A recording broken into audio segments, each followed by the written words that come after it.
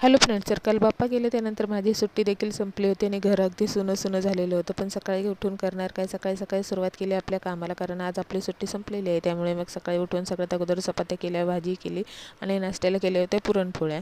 तर जे पुरण होतं ते उरलेलं होतं गणपतीचं, त्यामुळे मग मी विचार केला चला त्याच्याच पोळ्या करून नाश्ता करून टाकूया. तर भाजी बनवली होती मस्त बटाटा, शेवग्याची शेंगाने मटकी जे मोड होते ते मिक्स करून बनवलेली होती. त्यानंतर नायराच्या पप्पांचे नाश्ता वगैरे डबा वगैरे सगळं झालेलं होतं. नायरा तर झोपलेली होती, त्याबरोबर मी पण चहा आणि पोळी खाऊन घेतली. त्यानंतर किचनकडचे कामं आवरायला घेतली, कारण पाणी आलेलं होतं म्हणून. सगळ्यात अगोदर किचनकडचं आवरून घेतलं. किचन चकाचक करून झालं. त्यानंतर बेडरूम आणि हॉलची बारी आली, मग ते पण करून घेतलं. त्यानंतर खूप वेळाशी वाट बघितली देवाचे भांडे कोणी घासतंय का हिची, तर कोणी घासले नाही. त्यामुळे मी विचार केला चला त्याचे तरी काय करायचे ठेवून, म्हणून ते पण घासून घेतले. तर आता साबणाने घासून घेतले, पितांबरीने नाही. त्यानंतर मस्त अशी आंघोळ करून जेवण करून घेतलं आणि संध्याकाळी नायराचा ड्रेस घ्यायचा होता, त्यामुळे बाहेर गेले. Bye bye.